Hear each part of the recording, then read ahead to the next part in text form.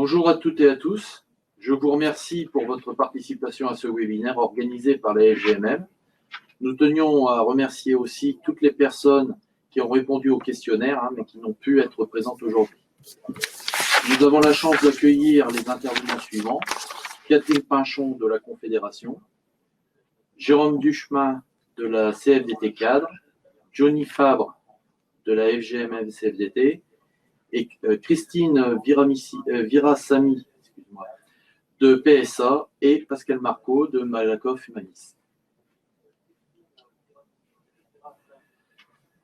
Donc, en introduction, on va vous présenter les résultats de l'enquête à laquelle vous avez répondu et qui fait ressortir quelques tendances sur le sujet.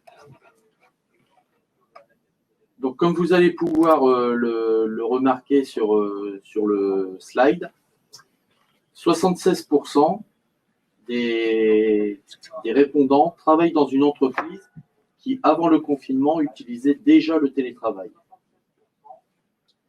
70% des répondants, par contre, travaillent dans une entreprise étant déjà dotée d'un accord de télétravail. Alors, il apparaît aussi que 53% des répondants pratiquaient le télétravail avant confinement, 2 tiers occasionnellement et seulement 1 tiers régulièrement. Ce qui, finalement, sur la totalité, faisait un usage très limité du télétravail. Cependant, pendant le confinement, 85% des répondants ont télétravaillé, dont seulement 25% à temps partiel.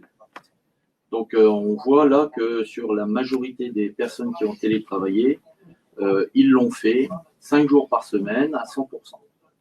Donc, avec une utilisation massive de ce télétravail.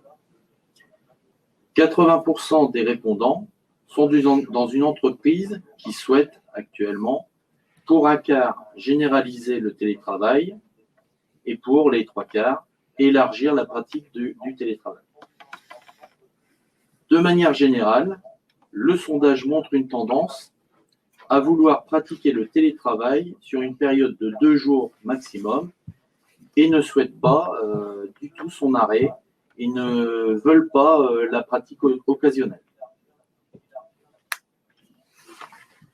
Les résultats montrent que les freins au télétravail pourraient résulter pour 25% d'une absence de dialogue social et ou d'une expression des salariés, d'où finalement le webinaire que nous avons pu mettre en place et qui parle bien d'agir avec les travailleurs. 38% de ces freins pourraient résider dans un sentiment d'isolement et de difficulté à déconnecter sur son travail. 36% sont sur les risques de dégradation de conditions de travail ou de tension avec leurs collègues qui n'ont pas télétravaillé et qui soulèvent notamment des difficultés suite à de l'activité partielle et à des pertes de rémunération. Les résultats mettent en avant aussi que le télétravail pourrait avoir une action positive pour 40% sur l'organisation de leur temps de travail et sur l'efficacité du travail. Pour 40% aussi sur leurs conditions de travail, notamment au travers de la réduction du trajet et d'un environnement plus favorable au travail. 19% enfin sur la conciliation vie professionnelle, vie privée, et notamment sur la conciliation des temps et sur les salariés qui peuvent être confrontés à des handicaps ou alors à des maladies professionnelles.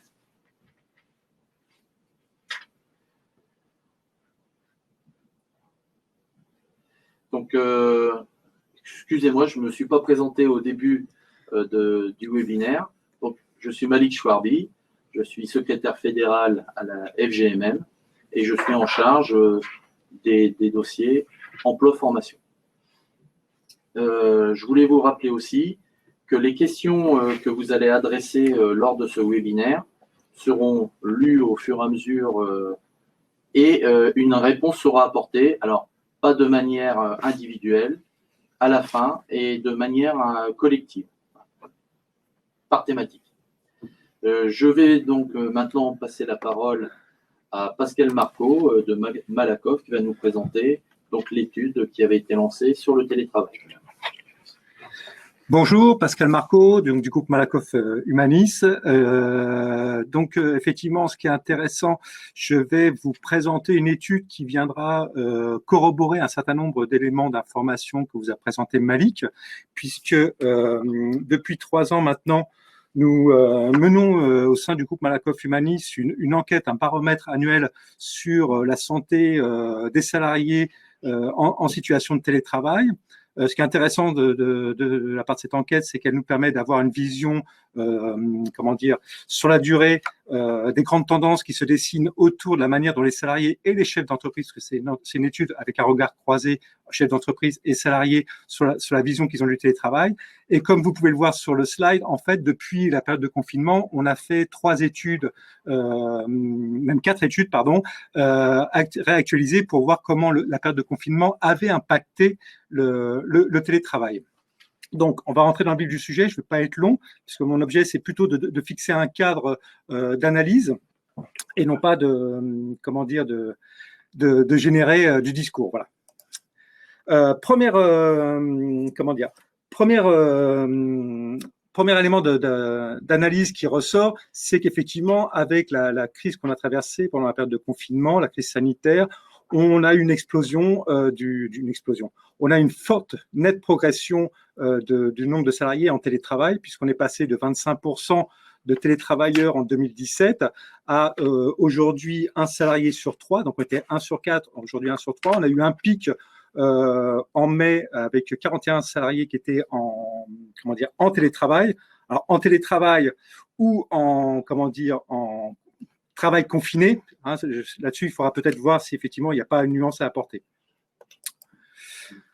Deuxième enseignement, c'est qu'effectivement on s'est rendu compte aussi, c'est que le périmètre global de la sociologie, j'ai envie de dire, des télétravailleurs a évolué pendant la période de confinement, parce qu'on était plutôt sur des télétravailleurs qui étaient plutôt des cadres dans les grandes entreprises, sur les grandes agglomérations dans l'Île-de-France.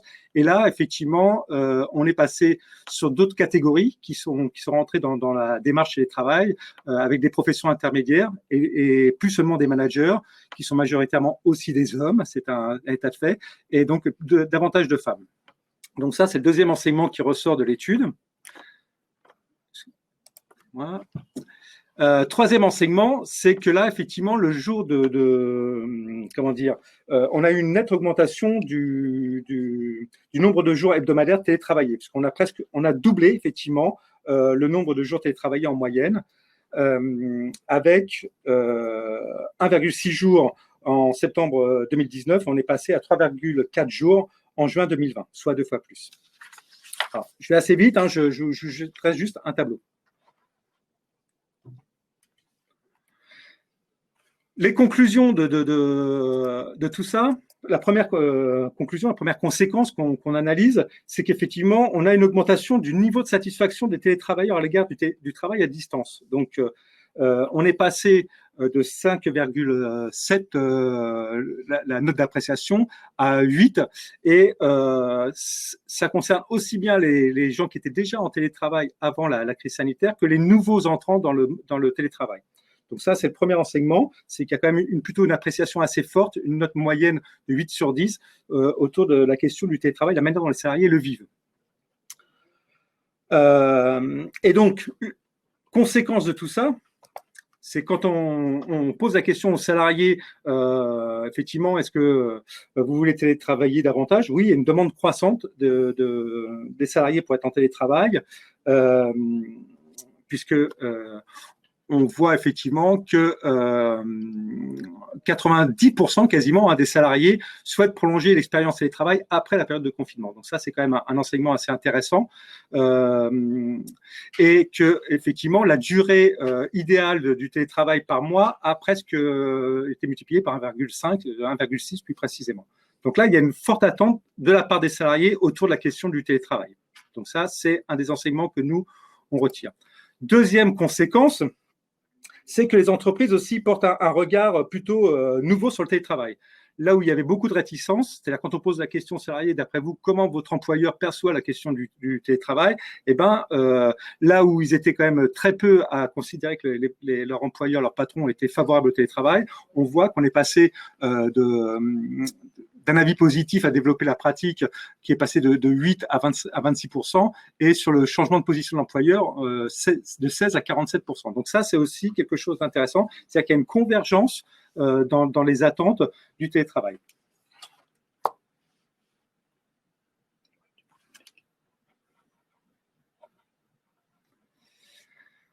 Ensuite,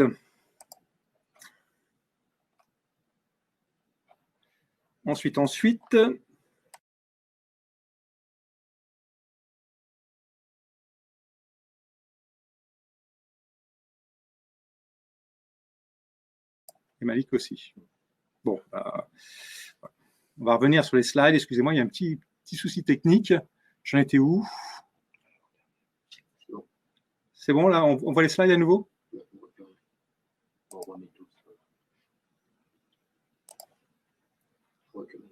Voilà.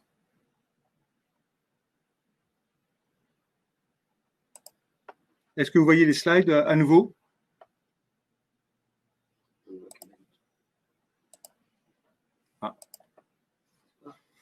Normalement, ça devrait être bon. C'est bon?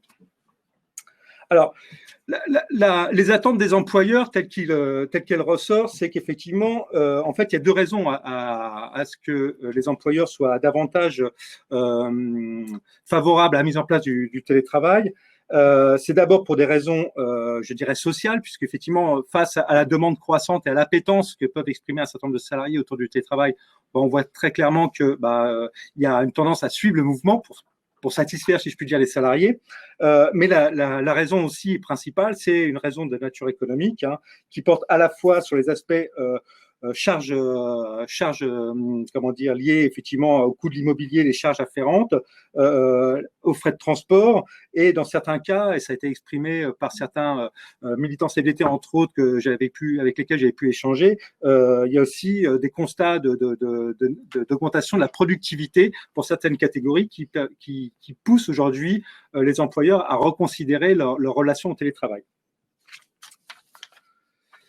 Donc ça, c'est le premier niveau de constat. Deuxième niveau de constat, c'est que pour autant, le télétravail, s'il reçoit plutôt un bon écho, un bon accueil, alors pour des raisons, je tiens à l'exprimer aussi, la période de confinement était très particulière. Ça a été bien accueilli, à mon sens, aussi pour deux raisons principales. La première étant que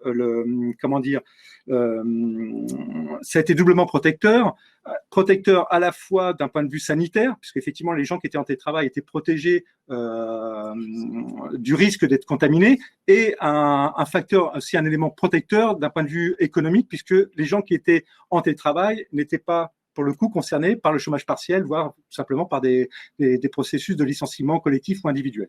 Donc ça, il y a une relation quand même au télétravail qu'il faut replacer dans un contexte qui est très particulier. Donc ça, je tenais quand même à le préciser. Et si on voit qu'effectivement, il y a plutôt un engouement global sur le télétravail, on constate aussi qu'il y a beaucoup d'interrogations.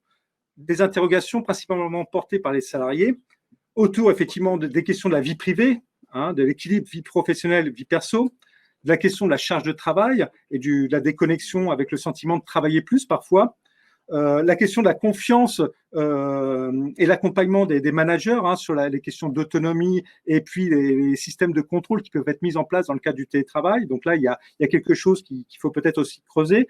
La question du lien social, puisque effectivement, beaucoup de salariés pendant la période du confinement parmi les points négatifs, ont regretté effectivement ce côté isolé et une perte de qualité du travail et de la relation avec leurs collaborateurs. Donc la question de la cohésion sociale au sein du collectif. Aussi des égalités professionnelles, puisque tout le monde n'est pas concerné par télétravail. Donc là, il y a aussi, et en particulier dans vos secteurs d'activité, la métallurgie, la question col blanc, col bleu qui peut se poser, donc avec une inéquité de traitement entre les salariés, donc, ou un sentiment d'inéquité de traitement. La question de la fracture numérique, selon qu'on habite dans une grande ville avec les technologies adaptées ou pas, ou si on habite à la campagne et puis qu'on n'a pas de débit. Donc ça pose des vraies questions d'égalité entre salariés. La question aussi de l'aménagement des postes de travail et des dépenses indirectes. J'entends par là effectivement tous les coûts qui peuvent être générés par le télétravail, qui sont à la charge du salarié et non plus à la charge de l'employeur. Tout ce qui est dépenses énergétiques, éventuellement achat d'ordinateur, etc. Je ne sais pas, mais bon, abonnement Internet. Donc ça fait partie des questions. Et puis aussi la question, sans être plus polémique que ça, mais la question aussi de l'évolution du statut de travailleur, avec le risque à terme aussi peut-être de se retrouver d'un statut de salarié à un statut de sous-traitant, parce qu'effectivement, travailler à distance, ça peut faciliter aussi des changements, je dirais, dans les relations contractuelles entre les employeurs et les salariés. Donc voilà, donc là, il y a un certain nombre de questions qui méritent d'être, à notre sens, regardées de plus près. Enfin, je terminerai, parce que bon, voilà, donc je ne vais pas non plus monopoliser le temps, sur la question des managers. Ce qu'on constate très globalement, c'est que s'il y a une catégorie qui est plus impactée que les autres, c'est bien les managers. Trois difficultés sont exprimées, effectivement. Une première difficulté qui concerne l'accompagnement technique des collaborateurs. La question, effectivement, du lien social, du lien par rapport au collectif en distanciel. Et aussi la question de l'adaptation des méthodes de travail et des formes de management spécifiques au télétravail.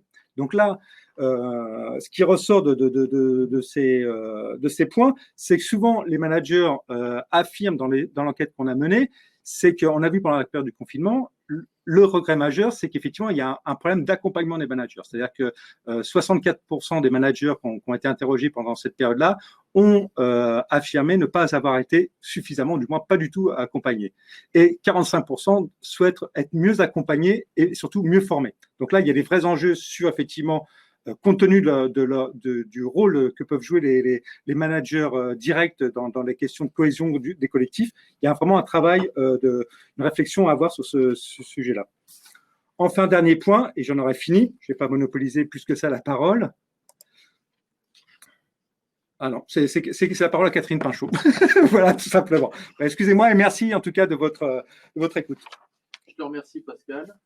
Donc là, je vais passer la parole donc à Catherine Pinchot, secrétaire nationale à la Confédération, qui va intervenir donc sur la concertation et la négociation interprofessionnelle sur le sujet du télétravail.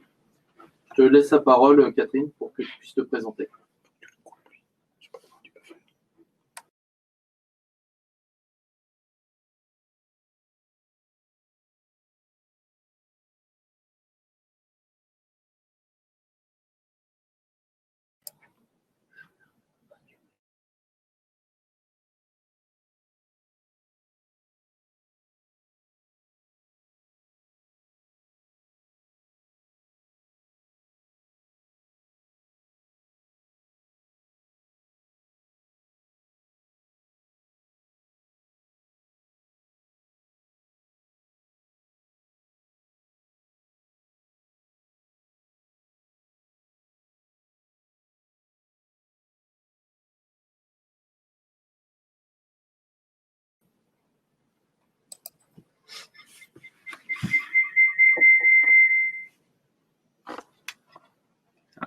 Je ne sais pas pourquoi Catherine...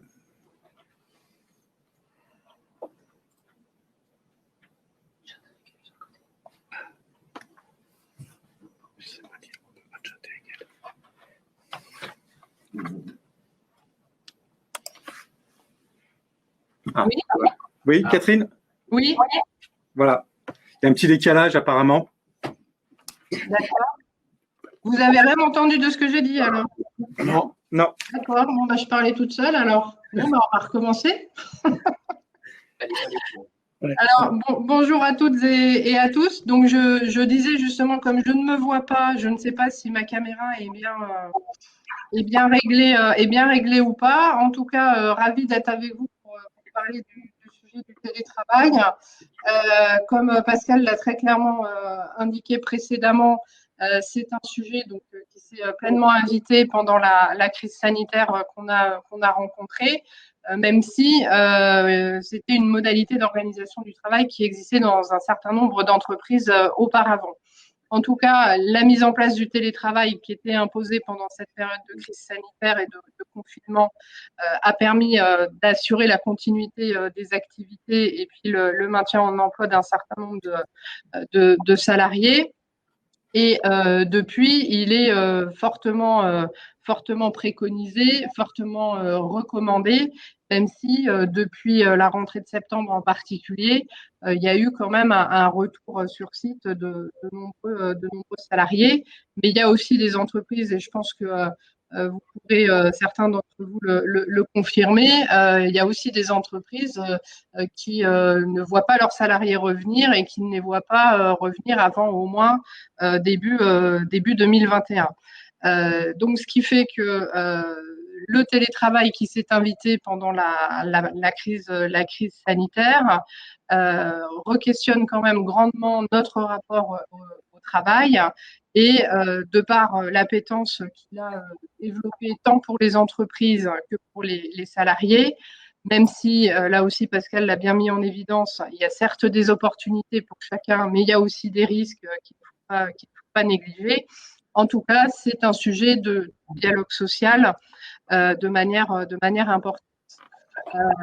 Alors, c'est un sujet de dialogue social dans les entreprises et certaines n'ont absolument pas attendu, et heureusement, je dirais, pour négocier ou renégocier un certain nombre d'accords pour le développer ou préciser un certain nombre de sujets.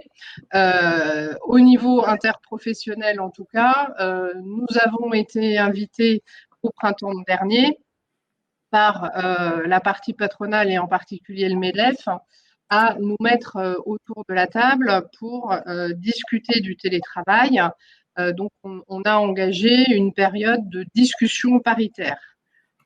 Alors, pour être tout à fait précise, c'était un sujet qui, comme je le disais, était un sujet de débat social et sociétal, pour lequel les organisations syndicales, dont la CFDT en particulier, demandaient une négociation sur le sujet, alors que la partie patronale était plutôt fermement réticente. Donc la voie qu'ils ont proposée était donc d'engager cette discussion paritaire au printemps. Nous nous sommes inscrits dans cette discussion paritaire en précisant d'entrée que, de notre point de vue, il fallait aller vers une négociation.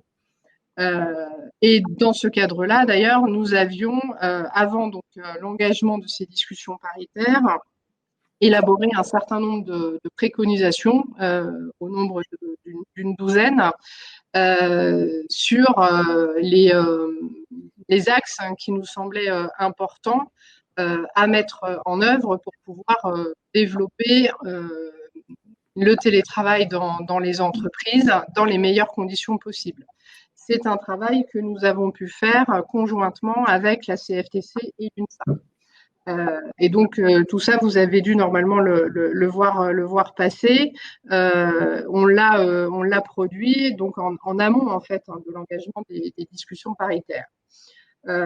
En tout état de cause, ces discussions paritaires ont commencé avec l'objectif de produire un diagnostic partagé sur la question du télétravail, en faisant un retour d'expérience sur la période que l'on venait de traverser de crise sanitaire et de confinement, mais aussi en faisant un retour d'expérience sur la mise en œuvre du télétravail au sens large, qui s'était quand même développé depuis en particulier l'accord national interprofessionnel de 2005, qui faisait suite à un accord européen de 2002 sur le même sujet.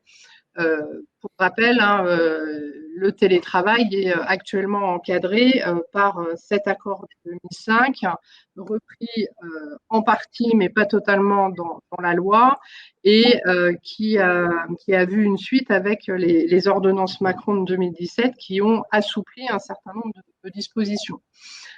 Donc, ce qui fait que de notre point de vue, le cadre est encore assez flou sur certains aspects qui méritent d'être précisés, d'où en particulier notre demande de négociation sur le sujet, et négociation qui doit aussi répondre aux nouvelles questions qui se sont posées avec la mise en place du télétravail dans cette période particulière que nous avons connue et que nous continuons par ailleurs de connaître.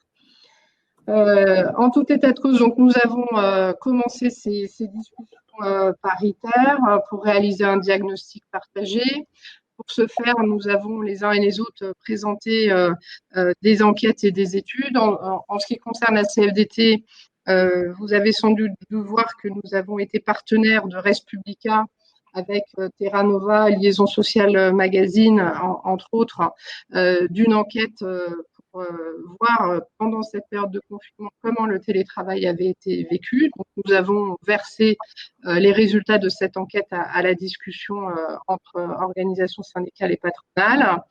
Et puis, donc chacun a fait plus ou moins la même chose.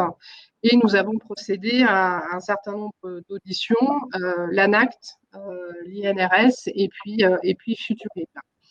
L'ensemble de ces auditions et de ces partages de réflexion a donné lieu à la rentrée de septembre à 2 séances de discussion paritaire, donc conclusive, autour d'un diagnostic sur le sujet, diagnostic qui en fait brosse un certain nombre d'enjeux, des enjeux à la fois macroéconomiques, des enjeux d'environnement, des enjeux sociaux, des enjeux sociétaux, et puis des enjeux beaucoup plus microéconomiques au niveau de l'entreprise, en particulier avec des focus sur l'organisation du travail ou encore le management.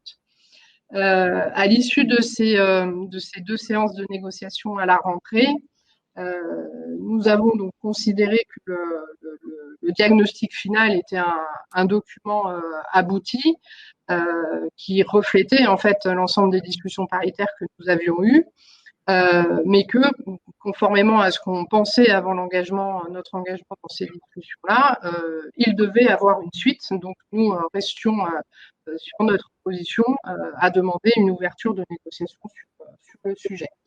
Alors, après d'âpres discussions et quelques petits coups de gueule ici ou là, on va dire, quelques petits points tapés sur la table pour faire quand même comprendre au patronat qu'il y avait un enjeu pour les partenaires sociaux au niveau national de s'emparer du sujet.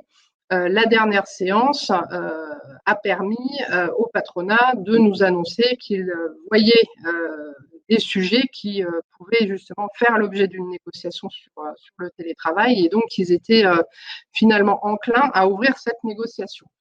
Donc, bonne nouvelle pour nous, c'est ce qu'on réclamait depuis le début. Donc, négociation qui va se concrétiser début novembre par des vraies séances de négociation sur le sujet. Sachant que le patronat, vous avez dû l'entendre ou le lire, considère que l'accord qui pourra être négocié ne doit pas être ni normatif ni prescriptif. En tout cas, en ce qui nous concerne, on s'engage dans cette négociation avec un certain nombre de points à faire valoir, notamment le fait que le télétravail doit être un objet de dialogue social, bien évidemment, qu'il doit pouvoir revisiter les questions d'organisation du travail et de management qui sont majeures. Là aussi, je pense que la présentation de Pascal l'a bien pointé.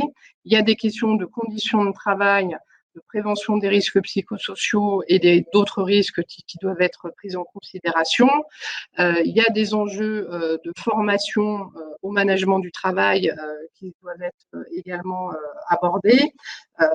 En tout cas, toute une série de revendications pour lesquelles nous souhaitons voir une suite et un aboutissement, surtout dans cette négociation.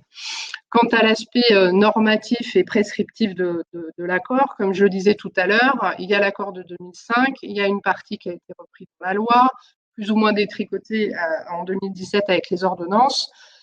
En tout cas, il nous semble que redonner un cadre cohérent et remettre tout ça au goût du jour dans un accord qui prenne en plus en considération les réponses à apporter au vu de la crise que nous avons traversée, nous semblerait de bonne augure, et que cet accord puisse être un cadre de discussion dans les entreprises, que ce soit pour les salariés, les représentants des salariés que nous sommes et les directions, pour voir quels sont les sujets à aborder, et surtout dans les entreprises où il n'y a pas de représentation syndicale, avec des employeurs qui sont aussi parfois tout bonnement démunis pour pouvoir le mettre en place de manière intéressante, intelligible pour tout le monde. Voilà, donc le cadre de cet accord doit, de notre point de vue, permettre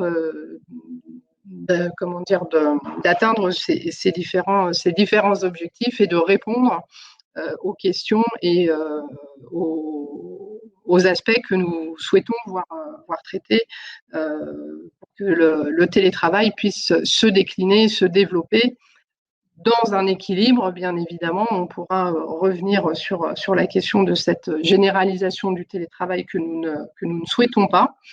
Il faut un équilibre pour les entreprises comme pour les salariés. Et c'est avant toutes ces questions-là auxquelles il faut répondre.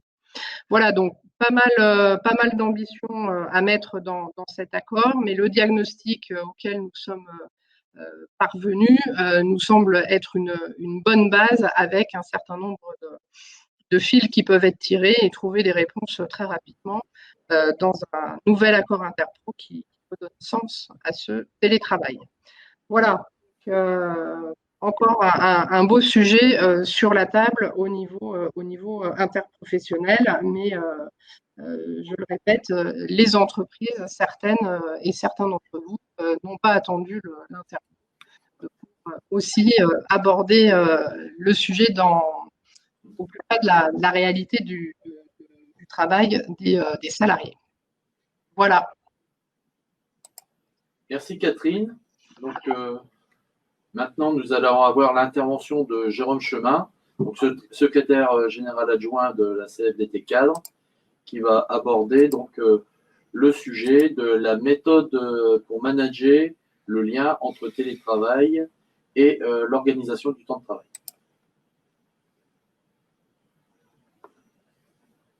Tu nous entends, Jérôme? Un petit décalage dans le… Oui, il y a toujours un petit décalage. Vous m'entendez normalement? Oui, c'est bon, à l'antenne. C'est bon. Alors, j'ai activé aussi la caméra. Je ne sais pas pourquoi ça ne marche pas. Je ne sais pas si vous me voyez.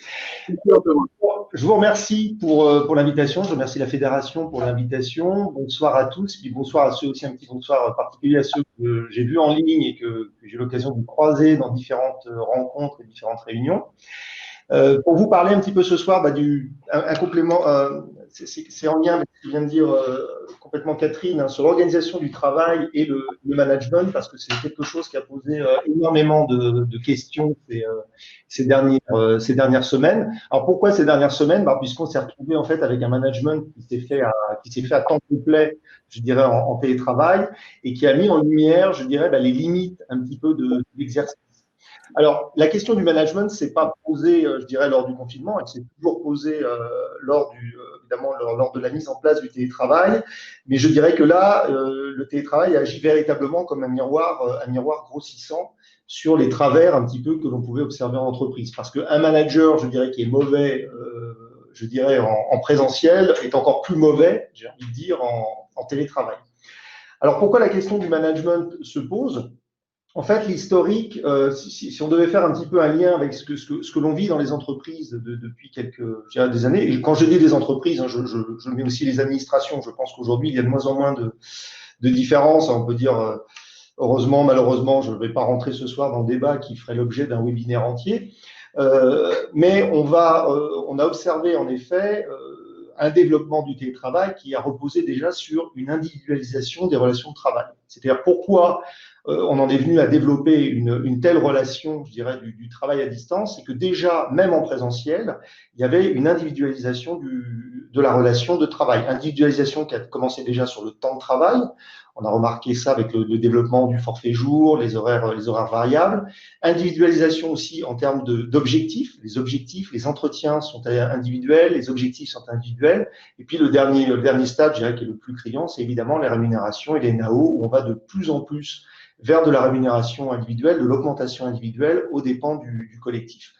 Donc, un salarié qui a déjà été très individualisé, je dirais, dans le monde de l'entreprise, dans le monde de l'administration, eh bien, il est encore plus individualisé dans la relation au télétravail. C'est-à-dire que aujourd'hui, on parle souvent du management à distance, mais on pourrait aussi parler du salarié qui est à distance et qui se retrouve souvent seul pour faire son activité, qui se retrouve des fois seul à organiser son travail, à prendre des décisions qui sont des fois au-delà même de ses responsabilités.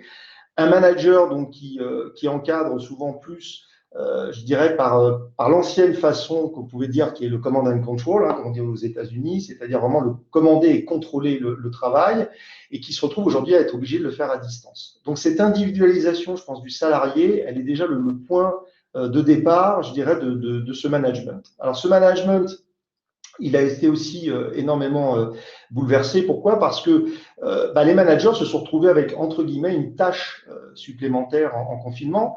Vous savez que le manager, c'est déjà quelqu'un qui fait rarement du management à 100%. C'est quelqu'un qui a un rôle opérationnel, qui a des fois un rôle de management qui vient des fois s'ajouter en plus de ses tâches. Et là, pendant le confinement, on a eu en plus un troisième volet qui a été je dirais un peu de la gestion de crise. C'est-à-dire que les directions d'entreprise se sont énormément appuyées, ont beaucoup délégué en fait la gestion du quotidien de la crise aux managers de proximité. Avec donc deux écueils qui ont été importants, c'est-à-dire que le manager n'ayant des fois pas lui-même une notion, je dirais des informations très claires de ce qui devait être fait, avait d'autant plus de mal à évidemment les répandre auprès de son équipe.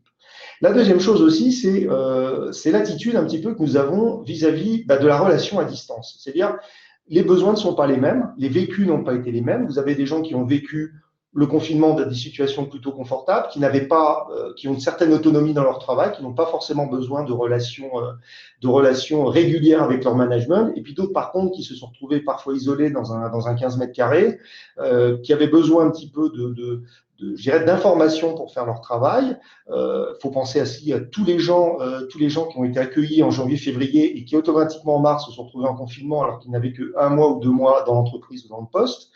Tous les jeunes ensuite, alors jeunes ou moins jeunes d'ailleurs, qu'on a accueillis dans des nouveaux postes à partir du mois de mars. Donc il y a toute cette population-là qu'il a fallu gérer avec un manager qui s'est du coup retrouvé en fait à faire du management presque sur mesure. Et c'est ce qui a rendu difficile la tâche parce que le manager lui-même a aussi ses propres désirs et ses propres besoins. Je donne l'exemple de certaines entreprises qui avaient mis au point des cafés en visio, des cafés réguliers, etc. Beaucoup de managers s'y rendaient pas parce qu'ils ne ressentaient pas le besoin d'y aller, où ils avaient autre chose à faire, etc. Sauf qu'ils n'avaient pas compris que leurs équipes, eux, avaient besoin de les voir. Donc ça a été, je dirais que c'est un des gros, je dirais des gros problèmes que nous avons eu pendant le confinement, qui va bien sûr se trouver un petit peu à régler différemment quand on sera dans du télétravail régulier, qui ne sera pas du télétravail à temps plein, mais qui pose toutefois quand même la notion de relation à distance. Parce que la relation à distance se joue évidemment sur plusieurs niveaux. Vous avez les salariés qui sont en télétravail, vous avez le manager qui est à distance, ça veut dire que lui-même peut être dans l'entreprise, gérer des salariés en télétravail et gérer des salariés sur d'autres sites. Des salariés qui sont sur site, le manager en télétravail et d'autres salariés en télétravail. Donc, on voit bien que la difficulté qu'on va avoir, c'est que le lieu où on va exercer son activité va évidemment aussi modifier les relations. Un exemple qui a été vécu pendant le confinement, parce que la difficulté qu'on va avoir véritablement dans les mois qui viennent sur le télétravail, ça va être de rassurer, de rassurer les gens qui ont été dégoûtés par ce télétravail forcé et aussi de calmer les ardeurs de ceux qui ont été complètement ravis de ce qui s'est passé en termes de télétravail. Je vous donne un exemple sur les réunions. beaucoup de personnes, dans des témoignages que l'on a pu recevoir, étaient très satisfaits des réunions qu'on a pu vivre par Teams, par Zoom, etc. Disons qu'il y avait une prise de parole qui était plus régulière, on se coupait moins la parole, on prenait moins de temps pour les sujets, donc ça allait plus vite, c'était plus productif. Sauf que ces personnes-là ne se rendent pas compte que quand on va revenir dans un télétravail régulier, il y aura forcément une différence de traitement. C'est-à-dire qu'on va se retrouver avec des gens qui seront en télétravail et des gens qui seront en présentiel.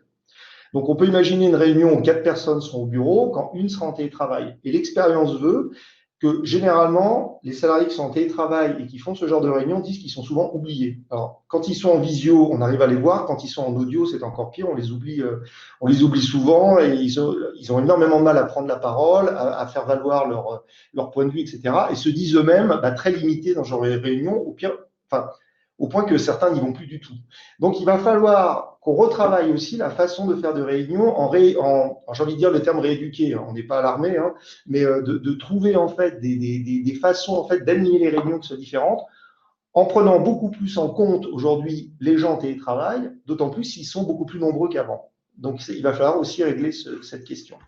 La deuxième problématique qui a été posée par le confinement, quelqu'un posait la question dans le chat tout à l'heure en parlant du droit à la déconnexion à négocier. Oui, c'est essentiel de négocier le droit à la déconnexion. Alors, pendant le confinement, j'ai envie de dire, ce droit à déconnexion a quand même été un petit peu piétiné. Voilà, donc on a accepté que les gens se connectent tard le soir parce que dans la journée, ils s'occupaient de leurs enfants, ils faisaient la classe à la maison, etc. Donc, on a accepté certaines choses. À nous de faire attention que ça ne devienne pas la norme. C'est-à-dire que la notion aujourd'hui de déconnexion, elle est d'autant plus forte qu'on n'a pas forcément pris de très très bonnes habitudes. Les différentes enquêtes le montrent, on a quand même plus d'un salarié sur 2 qui s'est retrouvé en télétravail qui n'en avait jamais fait. C'est des gens à qui il va falloir apprendre en fait les bonnes, j'allais dire les bonnes manières, c'est pas très bien, mais les bonnes conditions en tout cas pour faire du télétravail.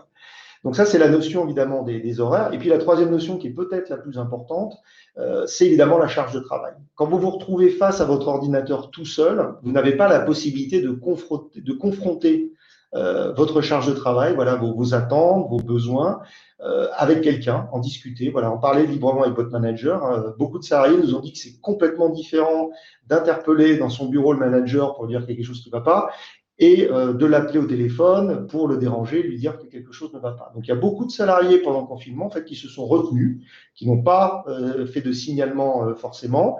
Et du coup, on a découvert au bout de quelques temps, quelques semaines, qu'il y avait un véritable problème de burn-out. Ça, c'est une situation qui est très alarmante. Aujourd'hui, elle est très, très peu traitée. On en parle très peu dans les médias. Le télétravail reste une recommandation, y compris au niveau du gouvernement, pour en faire un outil de lutte contre l'épidémie. Voilà, comme je le signale régulièrement, nous allons arriver au 19 octobre avec des gens qui sont en télétravail depuis 7 mois en temps complet. Voilà, sans aucun appui, sans aucune aide. Et quand bien même il y a des aides et des appuis, c'est évidemment pas suffisant. Donc, cette notion des risques psychosociaux évoqués par Catherine est très, très importante, évidemment. Ce qui nous fait dire quoi, finalement, une fois qu'on a dit tout ça, c'est que dans la négociation, finalement, du télétravail, on va devoir s'intéresser aujourd'hui à 2 formes de télétravail. Le télétravail régulier, qu'on sait généralement traiter dans nos accords, et le télétravail exceptionnel, qui a été un petit peu l'oublié des dernières négociations, qui n'a pratiquement jamais été traité. La plupart des accords se contentant de citer le 1222-11 en disant que le télétravail pouvait être mis en place de façon exceptionnelle. Alors, qu'est-ce qui s'est passé sur ce 1222-11 petit point de droit. Jusqu'aux ordonnances Macron, le 1222-11 donc, parlait bien d'une situation exceptionnelle d'épidémie, cas de force majeure. L'employeur peut imposer le télétravail comme une nouvelle forme d'organisation du travail. Il y avait, avant les ordonnances Macron, une petite phrase qui disait que le Conseil d'État devrait en définir les contours dans un décret. Le décret n'ayant jamais été pris, Macron ayant fait du Macron, la petite phrase a sauté, donc privant de ce fait le Conseil d'État de définir véritablement les contours de ce télétravail exceptionnel. Donc on se retrouve aujourd'hui en fait à bricoler, voilà, comme on a bricolé juste avant le confinement, avec un télétravail qui a quand même été imposé, alors que normalement il est basé sur le volontariat, qui normalement nécessite une période d'adaptation. Il n'y a pas eu de période d'adaptation, qui est normalement un télétravail à temps partiel, 2 voire 3 jours maximum par semaine. On s'est retrouvé avec un télétravail à 5 jours par semaine et un télétravail qui peut être réversible. télétravail qui n'est pas réversible, puisque encore aujourd'hui, vous avez des salariés qui ont l'interdiction de revenir sur leur lieu de travail. Donc, ces conditions font que on a aujourd'hui des populations qui sont un petit peu bousculées dans le monde du travail, entre des gens à qui on dit qu'il faut absolument revenir sur site et qui n'ont pas forcément envie, qui sont plutôt fragiles, qui n'ont pas envie de s'exposer, et par contre des gens qui ont envie de revenir en entreprise et à qui on interdit le retour. Donc, cette gestion qui est un petit peu faite, je dirais, alors c'est toujours difficile de gérer une population au cas par cas, bien évidemment, mais en tout cas, il y a une absence totale aujourd'hui de dialogue, et quand on parle je rebondis sur ce qu'a dit Catherine, l'importance que pointe la CFDT dans les futures négociations et qu'on a toujours pointé sur le télétravail. Le télétravail, c'est d'abord une question d'organisation du travail. Voilà, c'est pas donner un ordinateur portable à quelqu'un et une clé 4G pour qu'il aille se connecter à la campagne et faire du boulot. Donc, il y a véritablement là-dessus à avoir une réflexion. Ça impacte toute la stratégie de l'entreprise. C'est pour ça que nous, on dit à la CFDT cadre que le télétravail doit être inscrit dans la stratégie de l'entreprise. Voilà. Sinon, si ça vient pas en gros, si ça vient pas d'en haut, ça sera très très difficile de le mettre en pratique. Donc, il y a véritablement aussi une réflexion à avoir dans les entreprises. Accepter aussi que les chefs d'entreprise, les directions acceptent de partager avec les organisations syndicales l'organisation du travail. On sait bien souvent c'est une chasse gardée qu'ils veulent absolument pas discuter. Là, je dirais, et j'espère en tout cas, qu'ils ne vont pas avoir le choix de le faire. Voilà, je pense que j'ai été dans le temps qui m'était imparti.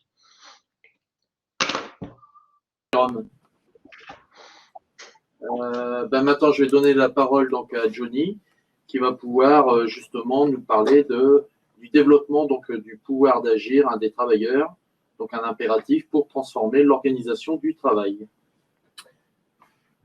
Bien, on m'entend là, ça marche? On te voit. Je pense que c'est. J'ai pas de retour. On n'a aucun retour. Bon. Donc je pense qu'on m'entend. Si on m'entend pas, on va avoir des commentaires de toute façon. Donc oui, alors effectivement, il y a beaucoup de choses qui ont été dites, mais sur le télétravail, effectivement, il y a une expérience grandeur nature et forcée qui ont certainement levé des freins. Hein, et il y aura forcément un avant et un après Covid. On voit d'ailleurs qu'il y a des employeurs qui, en tous les cas au sein de la métallurgie, qui voient une opportunité de pouvoir généraliser le télétravail, avec aussi peut-être derrière des objectifs de productivité, coût, en tous les cas en termes de mètres carrés de bureaux qui pourraient être libérés.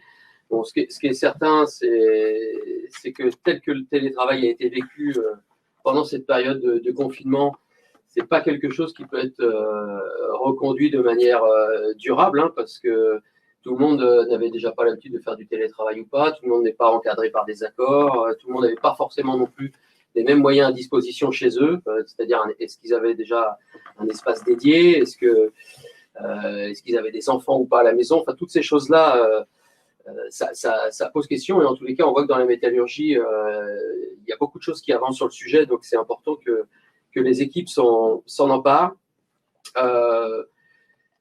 Ce qui est certain aussi, c'est que ce télétravail-là, le télétravail, ça ne peut pas remplacer tous les échanges informels et les réunions physiques. Hein.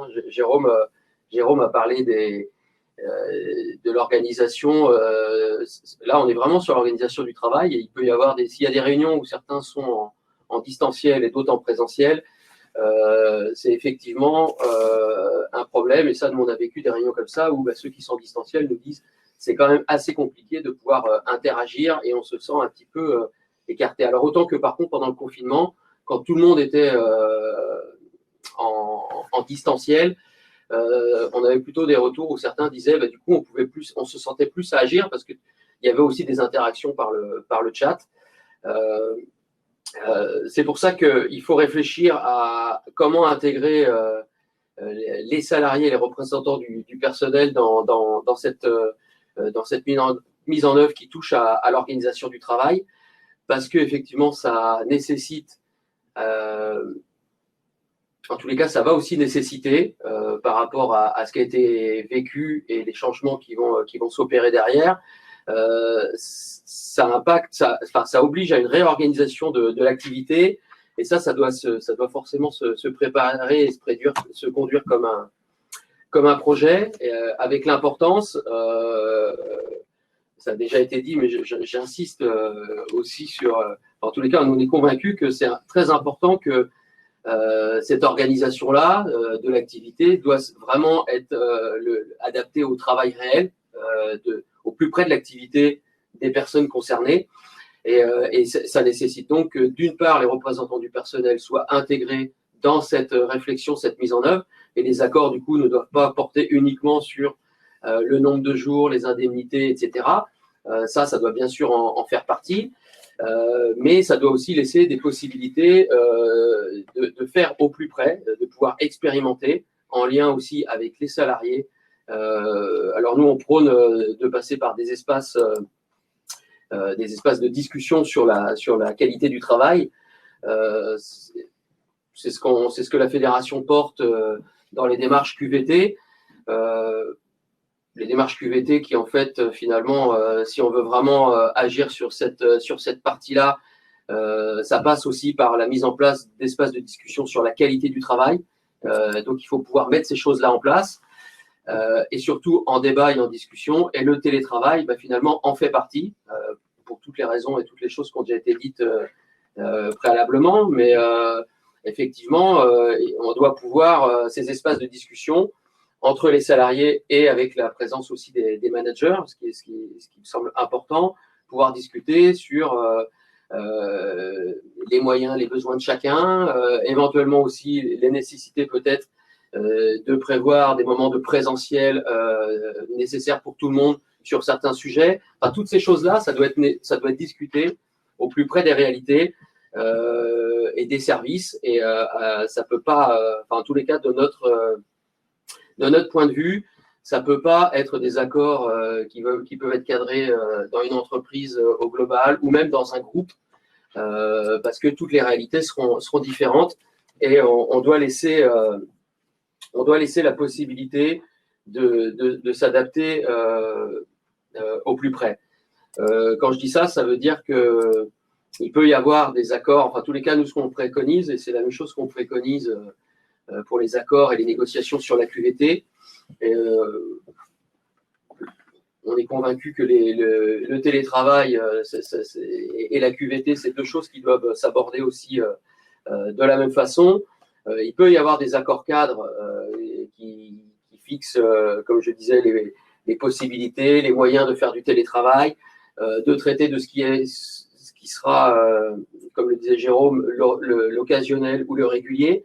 Mais il est important vraiment de laisser de la place à des négociations peut-être aussi plus locales et de renforcer finalement l'autonomie dans la proximité, l'autonomie que ce soit au directeur d'établissement, par exemple, au manager, voilà, pour que vraiment ça puisse se mettre en œuvre, où chacun y trouve son compte, que ça puisse aussi, en se discutant au sein des équipes, discuter pour ceux qui sont en télétravail, ceux qui n'ont pas la possibilité de l'être, comment on s'organise, quels sont les besoins des uns des autres, voilà, et pouvoir réguler toutes ces problématiques au sein des collectifs de travail.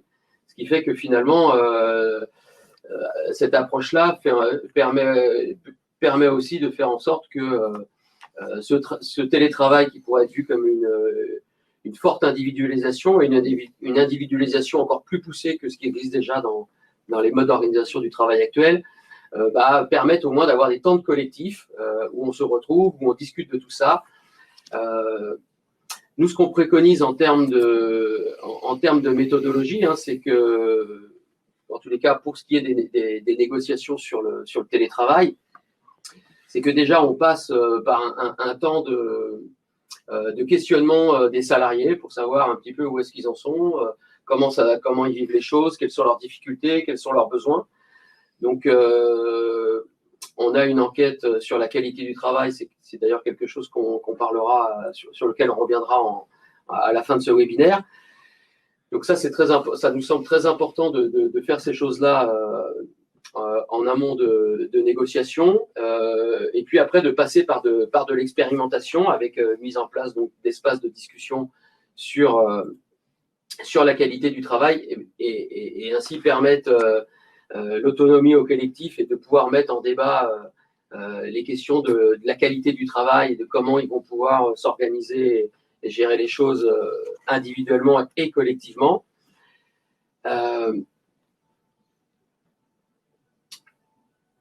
En disant cela, ça veut dire que l'objectif, c'est, et là ça rejoint ce que disait Jérôme précédemment, mais ça oblige quand même les employeurs à laisser de la place aux organisations syndicales, une place et un œil sur les questions de l'organisation du travail. Ça reste un précaré aujourd'hui, mais en même temps, quand on voit l'impact de ces organisations du travail où les salariés ne sont pas impliqués, ne sont pas forcément avec des organisations très descendantes, on voit aussi l'impact que ça a sur les risques psychosociaux. Ça nous paraît vraiment très important de partir du bas avec les salariés, de l'activité réelle, que ça s'organise et puis et que les choses par contre puissent se réguler dans un cadre global. Voilà, qu'est-ce que j'ai peut-être été vite, mais j'ai à peu près fait le tour de ce que je voulais dire. Encore 5 minutes. J'ai encore un petit peu 5 minutes. Non, bah écoute, j'ai pas spécialement plus à dire que ça. Ça nous laissera peut-être un peu plus de temps pour les échanges et les réponses. Oui. Je te remercie, Johnny. Et donc, on va avoir justement, par rapport à ce que tu nous expliquais, une illustration par Christine Virasamy de la pratique syndicale et sur la mise en œuvre et la mise en place donc, de cette négociation d'accord, mais en amont de toutes les possibilités d'interaction avec les salariés pour cette mise en place. Donc, Christine, je te donne la parole. Ah, on ne t'entend pas, Christine. Il y a peut-être un décalage. C'est sûr. Ah, voilà, ça y est. D'accord. Bonjour à tous. Merci pour l'invitation et je suis ravie de pouvoir vous faire partager une expérience, une pratique syndicale qu'on a pu mettre en place chez PSA. En fait, l'origine de cette expérience rappelait un contexte. C'est que notre direction PSA nous a convoqué le 6 mai pour un CSEC extraordinaire en vue de nous présenter donc un projet d'une nouvelle organisation de travail. Donc, elle appelle ce projet NEA, voulant dire New Era of Agility, nouvelle ère d'agilité. Et donc, à l'occasion de cette présentation, notre direction a été vite en besogne en indiquant clairement qu'elle voulait appliquer une norme de référence de télétravail pour à peu près 80 000 salariés, que ce soit enfin tout confondu, France et Europe. À hauteur, la référence étant entre 3,5 jours en moyenne par semaine, voire à 4 jours, voilà, selon certains salariés. Et partant de ce constat, donc ce qui s'est passé, c'est qu'une fois qu'elle nous a annoncé ça, ça a duré peut-être 1 heure de séance, très rapidement, de façon bâclée, en nous indiquant que on sera être amené à négocier avec la direction.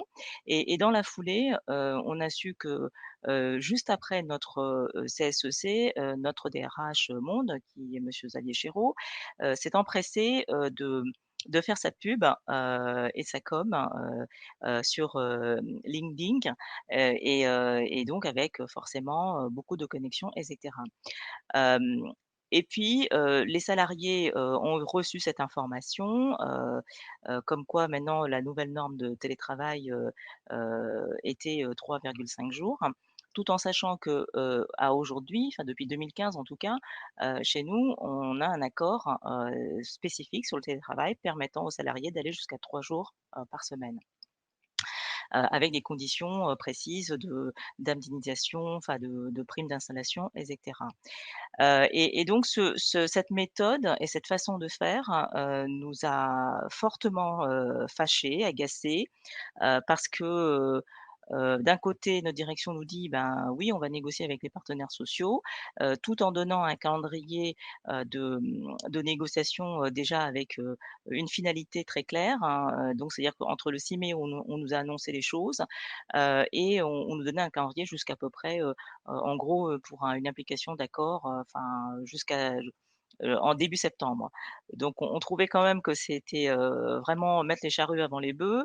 Il allait vraiment vite en besogne et donc ça nous convenait pas en termes de méthode. Et donc il a fallu que de notre côté, on réfléchisse à comment est-ce qu'on pouvait faire pour contrer cela et avoir un rapport de force, hein. Étant donné que nos salariés, on n'avait plus moyen de communiquer avec eux puisque c'était il y a la période de confinement, mais après le confinement, donc il y avait le décret de loi qui s'appliquait, donc c'était quand même très compliqué. Mais on avait quand même des retours de salariés qui nous disaient: «Mais ça veut dire quoi? C'est signé, les organisations syndicales, vous avez signé?» Donc on était vraiment mis devant le fait accompli. Face à ça, donc on s'est dit: «Mais comment on pouvait faire?» Et l'idée nous est venue, puisque la direction avait annoncé qu'elle allait faire un questionnaire, un sondage spécifique et évidemment, on s'est dit: «On va pas le laisser faire tout seul». Donc on a réfléchi à nous-mêmes créer notre propre sondage et donc on a commencé à travailler, en équipe. Enfin d'ailleurs on a fait, pour préparer la négociation, et on a fait des petits groupes de travail en interne, chez nous avec la fédération, avec, la CFDT Cadre, avec, Syndex également qui nous accompagnait, pour essayer de trouver, enfin de la méthodologie et puis aussi, construire notre cahier de revendications et puis aussi, construire aussi quelque part notre questionnaire. Et partant de là, on a utilisé, l'outil informatique, hein, qui nous a permis, en gros de, diffuser, auprès de 10 000, presque 10 000, personnes interrogées par mail, sur une période du 2 juin au 11 juin, essentiellement des salariés en recherche et développement et des achats, et principalement vers des techniciens, enfin techniciens cadres des sites tertiaires, hein. Le sondage était anonyme, accessible par un lien. Nous avons obtenu 30 de répondants sur 10 000, donc ce qui correspond à peu près à 3 372 salariés. Et principalement, c'est une enquête CFDT, multisite, bon, ça concernait Vélizy, Poissy, pôle tertiaire, Sochaux, Belchamp, Carrières sous Poissy, mais on a cherché aussi à élargir, sur les différents sites, industriels où il y a quand même des entités, pour des activités pour lesquelles il était possible aussi de faire du télétravail. Ça reste malgré tout, assez minoritaire par rapport, aux autres. Et donc bon, je vais pas vous, enfin, faire tout le détail de la restitution de l'enquête, mais quelques chiffres quand même, qui pour nous, sont importants.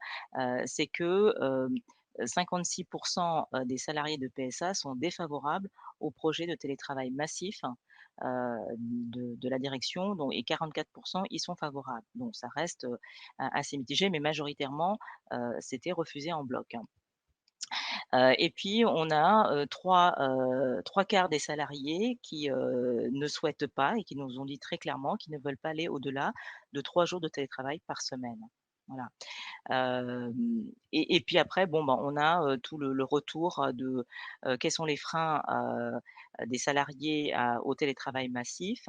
Bien sûr, bah, c'est la perte du lien social, enfin tout ce qu'on a pu se dire, la démotivation, du fait que, bah, ils se retrouvent, la peur d'être isolés, de ne pas avoir de lien avec le manager, et puis, aussi la crainte des risques psychosociaux qui est quand même pas mal ressortie, hein. Donc, voilà pour l'enquête et donc on s'en est pas arrêté là parce qu'il nous fallait aussi, à travers cette enquête, que ça soit vu et entendu et diffusé de façon le plus large possible. Et pour ça, en fait, on a utilisé les mêmes outils, les mêmes moyens que la direction. Puisque la direction fait son show, eh ben, on a décidé que nous aussi, on allait faire notre show. Et donc, en travaillant avec la FGMM et puis Florence Valcanet, la journaliste de la FGMM, que je remercie au passage, eh bien, on a essayé de construire une conférence de presse et sur ces conseils, on l'a fait sur 2 jours. On l'a fait le dimanche. Alors, vous allez me dire, le droit des connexions, mais c'était vraiment stratégique et volontaire. On l'a fait le dimanche matin et on l'a répété le lundi pour être sûr d'avoir une portée médiatique la plus large possible. Et donc ça a porté ses fruits, parce que, sur la journée de dimanche, on a eu, un bon nombre de journalistes qui ont répondu présents à notre conférence de presse, et qui ont communiqué, déjà le dimanche et puis ensuite, le lundi, également et pendant, enfin toute la semaine et de façon répétée, régulièrement, on a des journalistes qui nous contactent et qui ils nous gardent le lien avec nous, même juste encore maintenant.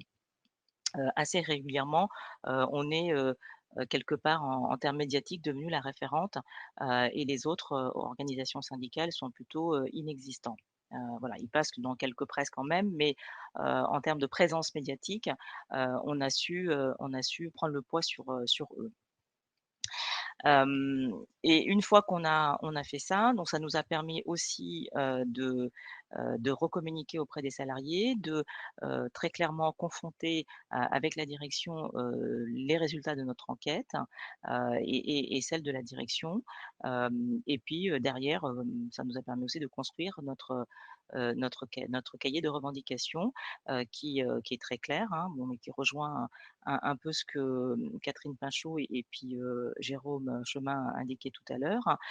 C'est-à-dire que pour nous, il fallait que le volontariat reste la règle, pas plus de 3 jours de télétravail par semaine, et 50% de la semaine en collectif, hein, pour préserver le lien social et minimiser tous les risques psychosociaux, démotivation, perte d'esprit d'équipe, d'esprit d'entreprise.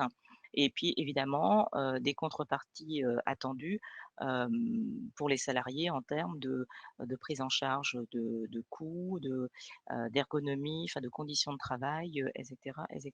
Et puis surtout, principalement, il nous fallait évidemment expérimenter pendant la période de mise en route de ce projet.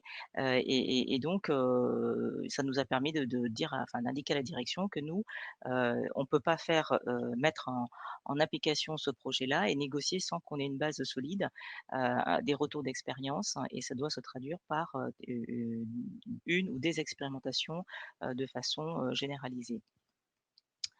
Voilà pour la partie pratique syndicale. Je ne sais pas si j'ai le temps de faire du coup un point de mise à jour de l'état de nos négociations actuelles. Si, tu as le temps parce que on a eu un petit souci technique, donc tu seras le seul témoignage de pratique syndicale, donc tu peux aller jusqu'au bout de la démarche, il n'y a pas de souci. Ok, merci. Et donc à aujourd'hui, nous avons eu quelque chose comme 5 ou 6 groupes de travail avec la direction. Les relations se tendent pas mal entre la direction et la CFDT, parce que nous sommes totalement en désaccord, encore une fois, sur la méthode, étant donné que la direction a mis en pratique l'expérimentation sans qu'il y ait un cadrage de fait, sans concertation avec nous. Elle avance seule, elle organise ses propres groupes de travail avec ses propres managers. Et en fait, elle reviendra nous voir, c'est comme ça qu'elle l'indique. Elle reviendra nous voir au moment pour nous faire la restitution et encore une fois nous mettre devant le fait accompli. Les salariés se retrouvent sans prise en charge d'un point de vue ni ergonomique ni d'un point de vue indemnité, puisque bon voilà, ça fait quand même depuis le confinement et ce même jusqu'à maintenant. Et l'objectif de la direction, c'est d'avoir 70% de salariés en télétravail et 30% en présentiel. Et donc, elle a généralisé l'expérimentation partout, mais qui est assez disparate parce que certains ont démarré le 1er septembre, d'autres ont démarré que depuis cette semaine, et avec un calendrier de négociation qui a été mis à jour, mais avec aussi des dates très claires de négociation qui va démarrer le 21 septembre et début novembre. Donc voilà, encore une fois, c'est un télétravail à marche forcée parce que pas de concertation. La répartition des jours de télétravail et des jours en présentiel dans chaque équipe se fait, on va dire, de façon assez aléatoire. La seule directive qui est dictée par la direction, c'est de laisser à chaque, pardon, je coupe mon téléphone, qui est de laisser à chaque responsable la façon de faire selon sa sensibilité et son sens de management. Et résultat, bah, en fait, si même parfois il peut y avoir de la concertation dans les équipes, mais la plupart du temps, la hiérarchie impose et donc très clairement le salarié est subi. Nous avons de nombreux salariés qui nous transfèrent les mails de leurs managers qui très clairement leur disent eh bien voilà, vous allez tel jour, vous allez être en télétravail et tel jour, vous allez revenir sur le site de façon groupée. Donc là, c'est pour nous très clairement, il n'y a plus de volontariat, donc c'est clairement imposé. Ça, on l'a dénoncé, hein, évidemment, à notre direction. Mais encore une fois, c'est difficile parce que on n'a pas la communication possible avec les salariés, donc ça j'y reviendrai un peu plus tard. On a peut-être une pratique que l'on cherche à mettre en place. Et donc une expérimentation aussi où il n'y a pas de cadre. Personne, c'est ce que je disais tout à l'heure, ne sait si l'expérimentation a vraiment commencé. Et puis, il n'y a pas d'évaluation non plus de cette expérimentation, étant donné que la direction, nous, on avait proposé à la direction de pouvoir travailler en co-construction avec elle, de faire un questionnaire, chose qu'on a fait et qu'on a produit et qu'on a envoyé à la direction pour proposition, mais qui n'a pas retenu visiblement leur attention. Et donc la direction ne se préoccupe absolument pas de faire des points d'étape. Nous, on a proposé à ce qu'il y ait entre chaque expérimentation 15 jours ou 3 semaines, de manière à déjà évaluer les choses. Et que partant de cette base-là, on puisse avancer progressivement dans notre négociation et dans nos différents groupes de travail. Donc voilà, une fin de non-recevoir également. Donc ça continue à ce que la direction pardon, continue à dérouler son projet sans que pour autant quiconque, à part nous, la CFDT, dénonçons les choses. Alors c'est vrai que c'est difficile parce que les autres organisations syndicales représentatives sont plutôt proches de la direction et ne rouspètent pas trop de ce côté-là, ou en tout cas ils le font de façade, mais ça s'arrête là.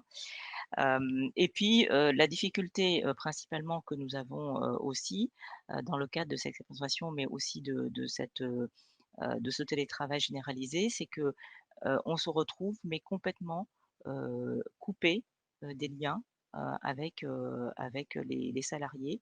On se retrouve avec simplement uniquement la direction qui communique seule. Nous, on n'a pas de moyens. Bien sûr, on a un accord de droit syndical qui nous autorise à simplement à publier nos communications sur ce qu'on appelle un doc info, un espace doc info. Mais en fait, il faut que le salarié s'inscrive et qu'il aille directement sur ce doc info. Et puis en plus, la direction peut voir précisément suivre qui va regarder les publications de telle ou telle organisation syndicale. Donc c'est pas top. Et sur ce point-là, on se sent démuni, impuissant face à une direction qui a des gros moyens et à nous qui sommes un peu isolés. Donc, mais malgré tout, on ne baisse pas les bras et on ne va pas s'en arrêter là. Parce que puisque la direction décide de ne pas questionner les salariés et faire des points d'étape, eh bien nous, on a imaginé que on est en train de le construire, notre propre questionnaire.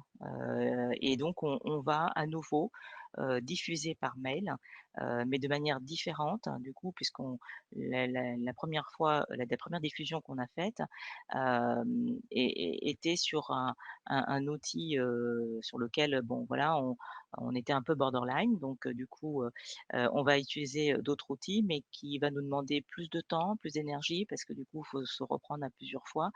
Et on va le faire de manière à nouveau, en termes de recueil des salariés, mais aussi en termes d'action, aussi de liens, mais de développement syndical aussi vis-à-vis des salariés. Voilà ce que je peux vous dire sur ces pratiques syndicales, hein. Le seul moyen, je dirais, que l'on a pour contrer cette direction qui fait du télétravail à marche forcée, on a le sentiment qu'il n'y a que l'aspect médiatique, hein, qui, pour l'instant, arrive un petit peu à faire la bascule. Et preuve en est, puisque la direction pouvait, enfin, indiquer qu'elle voulait déjà une fin de négociation en septembre, notre sondage et notre portée médiatique a fait que elle a revu quand même sa position et qu'elle a décidé de le porter un peu plus loin, même si ça reste trop court pour nous, mais c'est déjà une petite victoire qu'on a gagnée.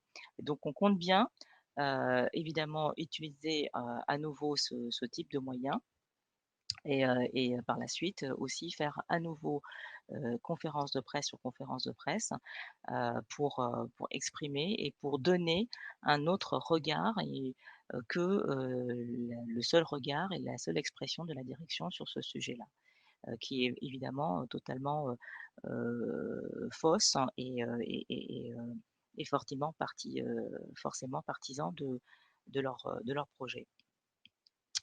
Voilà ce que je peux vous dire, hein, sur ces pratiques, hein. Donc il faut aller chercher tout le temps l'innovation, il faut aller chercher des solutions et des moyens pour contrer la com de la direction. Mais très honnêtement, c'est compliqué. C'est très compliqué. Et j'espère, hein, enfin voilà, pour que les négociations qui sont amenées à se poursuivre avec la branche, que tous ces éléments soient pris en compte et qu'il y ait un vrai cadrage. Certes, il faut laisser libre cours à la négociation dans les entreprises, mais qu'il faudrait qu'il y ait un minimum de cadrage de fait pour faciliter les négociations à venir dans les entreprises. Voilà, je vous remercie. À votre disposition s'il y a des questions. Merci Christine. De toute façon, on reste en lien entre la fédération et puis toi, hein, pour pouvoir continuer à travailler, notamment sur les questions que tu posais, sur le fait que l'entreprise impose. Donc là, on aura d'autres discussions un peu plus tard. Et je te remercie du témoignage que tu as pu apporter. Maintenant, je vais passer donc. Je vais vous laisser la parole pour les questions-réponses qui ont été formulées par les participants. Alors, bonjour, j'espère que vous m'entendez. Donc, je suis Vincent Bottazzi, je suis l'assistant technico-politique de Johnny sur les questions du travail. On a des témoignages, on voit maintenant tout le monde. On a des témoignages intéressants des participants sur le nombre de jours de télétravail. On a des témoignages sur le fait de ne pas dépasser un certain seuil. On a des questions assez concrètes sur les contreparties à la négociation ou à la mise en place d'un télétravail en termes assez concrets. Donc là, la question qui se pose, mais c'est un peu pour tous, c'est où est-ce qu'on négocie ça et qu'est-ce qu'on peut négocier. Ça va y compris pour Catherine et ça va aussi pour Christine. Qu'est-ce qui s'est passé dans l'entreprise? On a 2 ou 3 questions qui viennent en bloc sur une affirmation qui dit qu'il y a un risque de délocalisation du travail, un risque de mise en place d'entreprises qui vont se séparer, qui vont se répartir différemment si on développe du télétravail à outrance. Donc, facilitation, risque d'éclatement de l'entreprise, etc. Une question qui est un peu connexe à ça, qui est s'il y a des économies pour l'employeur, comment on peut les mesurer? Donc, c'est toujours la question de l'évaluation des conséquences. Et puis, éventuellement, quelle compensation pour les salariés? Donc, comment, face à des économies, on arrive à équilibrer la balance? Bon, le témoignage qui vient de nous être livré montre la difficulté de le faire quand on est dans cette logique-là. On a plusieurs affirmations qui disent qu'on a réussi dans un certain nombre d'entreprises à limiter au maximum à 3 jours ou à avoir des équilibres entre 2 jours et 3 jours. On a une question qui s'adresse directement à Catherine mais qu'on peut élargir sur le périmètre d'application de ce qui va se négocier dans l'accord interpro. En gros, y aura-t-il des choses à négocier dans les branches, l'articulation avec les accords d'entreprise derrière? Et puis, on a des questions assez concrètes sur les horaires de l'entreprise, comment manager à la fois des télétravaillés et des non-télétravailleurs, et puis le rôle un peu du collectif. Comment recréer du collectif avec le télétravail, y compris quel rôle pour la CFDT. Une des premières questions qui était venue, c'était finalement, quand il y a beaucoup de télétravail, on est déconnecté, y compris syndicalement, Christine le disait. Donc voilà un peu l'ensemble du champ des questions qui nous sont arrivées. Peut-être Catherine, tout de suite sur certains aspects, notamment la négo, les suites, l'articulation avec les autres négociations. Oui, je veux bien répondre là-dessus, effectivement. Alors, une des raisons pour lesquelles le patronat ne voulait pas négocier à un moment donné, un des arguments, hein, c'est pas le seul, je vous rassure, il y en avait d'autres malheureusement, c'était de dire mais si on négocie un accord interpro, ça va freiner la négociation dans les entreprises. Ce qui ne me semble pas. Dans la mesure où, pour nous, l'accord interpro qui va être en cours de négociation, il doit redonner un cadre aux négociations, soit de branches, si les branches souhaitent négocier des particularités sur le télétravail, soit des entreprises. Donc, en fait, l'objet de l'accord interpro, c'est aussi de déterminer un peu quel est le terrain de jeu des négociateurs dans l'entreprise. Au regard de tous les éléments dont on a parlé et qui ont été échangés depuis le début de ce webinaire et globalement sur d'autres webinaires ou d'autres réunions qu'on peut avoir ici ou là, on voit bien les points clés qui ressortent. Donc, il n'y a pas besoin, me semble-t-il, d'attendre à tout prix la négociation interpro, la conclusion, sachant qu'une négociation, elle s'entame, on ne sait jamais si elle va conclure, hein, déjà. Donc, il y a toujours de toute façon un risque là-dessus. Et puis, au demeurant, au regard de toutes les thématiques qui ont été soulevées, je pense qu'il y a, l'intérêt de la négociation, surtout d'entreprises de branches, de mon point de vue, il y a potentiellement moins de sens, encore que ça dépend peut-être d'un certain nombre de métiers ou d'activités particulières. Mais l'intérêt de la négociation d'entreprise, ça va être de préciser un certain nombre d'aspects qui auront été cadrés au niveau national. Pour autant, par exemple, si on parle du nombre de jours, je pense que ça va être très clairement difficile de dire qu'il ne faut pas plus de temps de jours, de 2 jours ou 3 jours par semaine de télétravail, pour la simple et bonne raison qu'il y a une fois, ça se raisonne en nombre de jours par semaine, il y a des fois, ça peut se raisonner, et on a vu un certain nombre d'accords d'ailleurs qui sont négociés dans ce sens-là, ça se raisonne en termes de nombre de jours par mois, voire de nombre de jours par an. Donc, de toute façon, ça nécessite d'aller finement dans vos réalités professionnelles et du travail pour affiner tout ça. Par contre, j'imagine qu'à minima, ce qu'on pourra dire au niveau interpro, c'est de dire justement que ça peut se raisonner à la fois en semaine, en mois. Il faut prendre en considération le ponctuel, le régulier. Comme Jérôme l'a souligné, la question des circonstances exceptionnelles ou des forces majeures qu'il faut clarifier. Voilà, on donnera un cadre là-dessus, mais qui ne doit pas empêcher en fait les négociations, même celles qui sont entamées sur le sujet. Après, un des enjeux majeurs, me semble-t-il, de l'accord, c'est ce qui a été aussi pointé par Jérôme après, c'est bien les questions d'organisation du travail et les questions de management du travail. Et je pense que s'il y a des contreparties à avoir, c'est justement sur ces aspects-là et aussi en poussant tout ce que Johnny a mis en avant, c'est-à-dire la question du dialogue sur la qualité du travail, etc. Et la négociation sur l'organisation du travail. C'est là-dessus qu'il faut qu'on réussisse dans les accords d'entreprise notamment à pouvoir, je dirais, enfoncer des coins sur ces sujets-là et à faire que l'organisation du travail, parce que le télétravail n'est qu'une modalité parmi d'autres de l'organisation du travail, de faire en sorte que ça devienne un véritable objet de dialogue social et surtout de négociation, ce qui est quand même la boussole qui est la nôtre depuis des années et pour laquelle on a les plus grandes difficultés en fait à avancer de manière concrète. Donc je pense que c'est sur ces aspects-là qu'il faut qu'on puisse avoir des contreparties.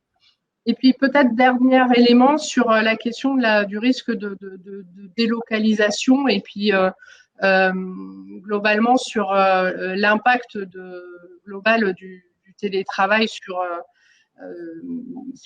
les métiers, etc.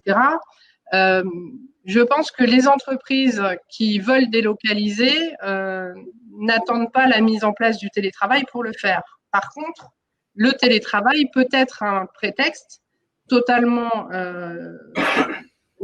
qui rentre dans le contexte, un prétexte supplémentaire pour pouvoir le faire. Voilà, mais après, une fois de plus, ça dépend encore des métiers et de la qualité des emplois qu'il y a et des compétences particulières qui sous-tendent ces métiers qui peuvent expliquer l'intérêt qu'une entreprise pourra avoir à délocaliser ou pas. Voilà, donc ça c'est un autre aspect à regarder. Au demeurant, dans les scénarios de développement du télétravail qu'on a pu voir, il y en a un, mais là encore, c'est pas valable pour tous les métiers, mais il y en a un qui est effectivement pointé, c'est celui de dire, mais en fait, on va revenir vers une espèce de retaylorisation du travail et des métiers, où on va avoir en fait des gens qui vont être chez eux et qui vont être quasiment payés à la tâche ou payés vraiment à l'unité, avec comment dire la question sur comment pourra évoluer le contrat de travail dans ces conditions-là, et donc une fragilisation du contrat de travail. Mais une fois de plus, ça c'est un des aspects qui peut être pointé. Il y a un risque majeur, mais c'est pas forcément valable pour l'ensemble des activités et des secteurs.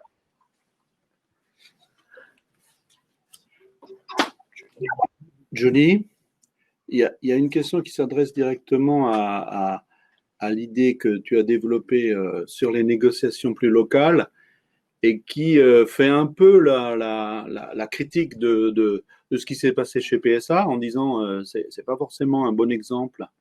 Moi, je pense avoir compris que l'idée même d'avoir fait témoigner PSA, c'est plutôt autour de l'enquête et des résultats de l'enquête, de s'adresser aux salariés pour faire un bilan. Mais est-ce que tu peux nous dire un peu plus en détail la politique de la Fédé là-dessus?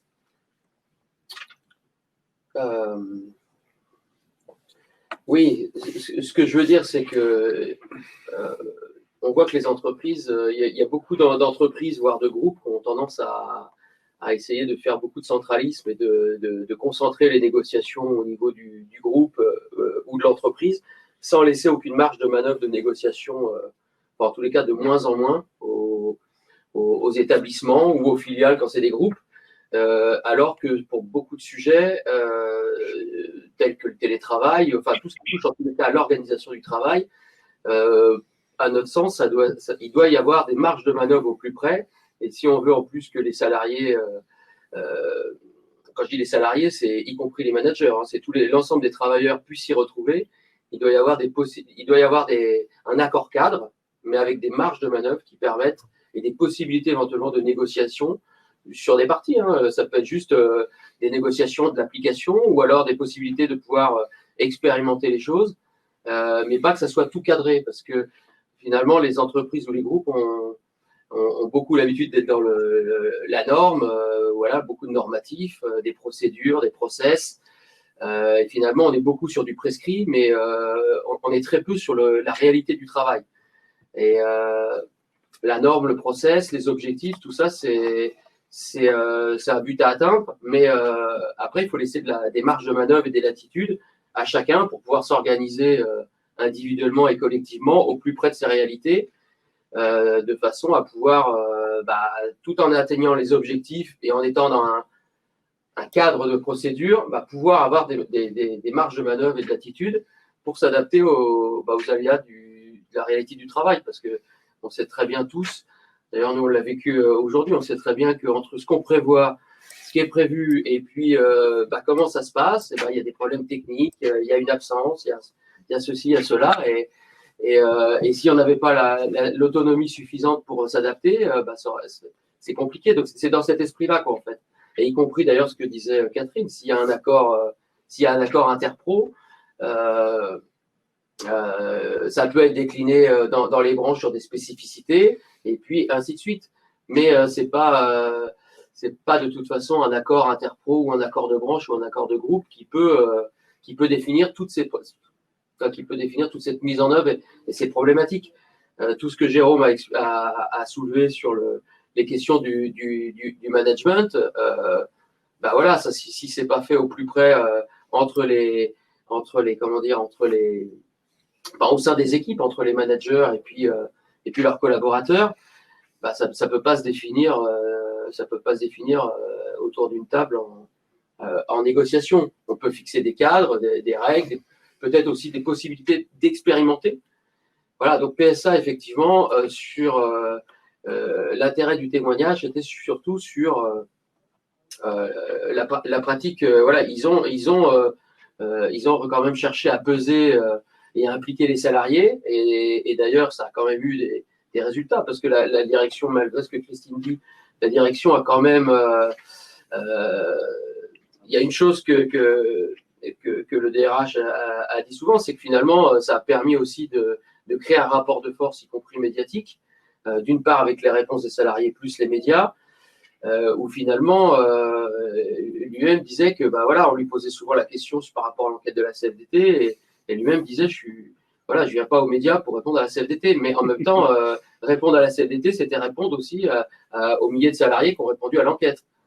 Alors, j'ai vu tout à l'heure qu'il y avait une question aussi, quelqu'un qui disait que, je ne sais plus à quel moment, mais j'ai vu que toutes les entreprises, toutes les sections de toutes les entreprises ne peuvent pas faire ça, parce que quand on est dans une petite boîte, c'est plus compliqué. Oui et non. Après, ça n'a pas forcément le même impact. Mais si c'est une petite entreprise localement, ça peut aussi avoir un impact local. Dans tous les cas, ce qui est sûr, c'est qu'il faut impliquer les salariés. Ça permet, en tous les cas, de les remettre au cœur de l'action et de créer un rapport de force. Et c'est pas simplement du coup les organisations syndicales ou un élu qui dit voilà ce qu'on veut au nom des salariés. C'est appuyé par une enquête et des résultats. Donc, une question qui vient peut-être directement à ce que disait Jérôme sur le lien télétravail exceptionnel, télétravail encadré. Tu disais télétravail réversible et en même temps, tu évoquais la difficulté d'articuler télétravailleurs et non télétravailleurs, hein, en termes d'organisation en particulier, pas que, mais en particulier des réunions. Moi, je pense aussi, enfin, on peut penser aussi, il y a des questions qui viennent sur la charge de travail, la mesure de la charge. Et puis, derrière, il y a aussi, plusieurs disent qu'il faut négocier le droit à la déconnexion. Donc, comment tout ça, on peut le mêler dans une négociation? Parce que tout ça, ça a du sens. Hein. Il suffirait peut-être pas d'avoir un droit à la déconnexion et de pouvoir se déconnecter. On n'est pas du tout sûr que ça fonctionne comme ça directement. Les salariés, ils n'obéissent pas sur la couture. Et puis, ils ont encore une charge de travail qui est là. Donc, y compris couper les serveurs n'est pas une solution, on le sait bien. Hein. Il faut travailler sur le contenu du travail. Est-ce que tu peux revenir un peu là-dessus? Parce que cette idée de télétravail réversible, elle arrive un peu nouvelle, me semble-t-il, dans le discours. Oh, on ne t'entend pas. Vous m'entendez mieux là, peut-être? Oui, là c'est mieux. C'est beaucoup mieux. J'ai deux trucs pour couper le micro, donc il faut que j'active les deux à chaque fois. Le télétravail réversible, hein, c'était déjà présent dans le 1222-9. Hein, c'est la possibilité pour le salarié de revenir en arrière ou à l'employeur de revenir en arrière quand l'organisation en télétravail n'est pas satisfaisante. La charge de travail ou en tout cas le temps de travail peut en faire partie. La gestion du télétravail à domicile peut aussi en faire partie. Hein. Les conditions matérielles de réalisation du télétravail à domicile peuvent changer en cours de route. Les réalisations de la mission peuvent changer en cours de route. Donc ça, c'est un fait que c'est important de pouvoir revenir à une forme d'organisation du travail classique. Si on a le temps tout à l'heure, il y a beaucoup de questions autour des espaces de travail, on pourrait y revenir. Sur la question de la charge de travail et de la déconnexion. Alors, c'est un peu le problème que l'on a quand on négocie, c'est qu'on négocie des morceaux à chaque fois sur des différents sujets.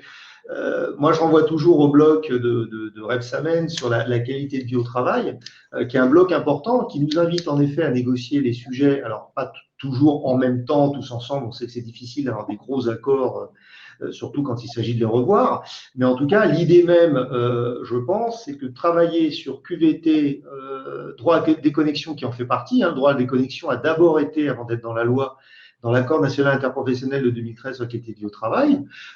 Donc, d'articuler QVT, déconnexion et télétravail ensemble, c'est absolument nécessaire. Pourquoi? Parce que, Johnny le disait tout à l'heure, sur les espaces de discussion, c'est que la charge de travail, elle doit être discutée. Ce qui est très, très dur, c'est que quand on commence à vouloir dire qu'on veut mesurer la charge de travail, la charge de travail, elle est très subjective. Je vais donner la même charge à A et la même charge à B, ils ne vont pas la vivre de la même façon.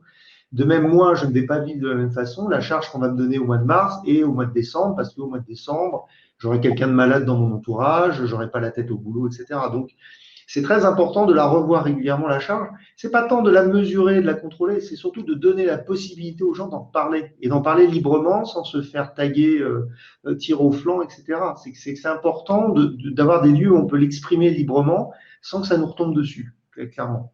Et ça, il y a des entreprises qui ont réussi à mettre en place des espaces de discussion où on aborde à la fois la charge de travail, c'est pas que d'individuel, c'est pas moi, je suis surchargé, les autres font rien, c'est que elle doit être discutée aussi dans les espaces de discussion parce que c'est collectif, c'est la réorganisation d'un service en collectif qui est importante.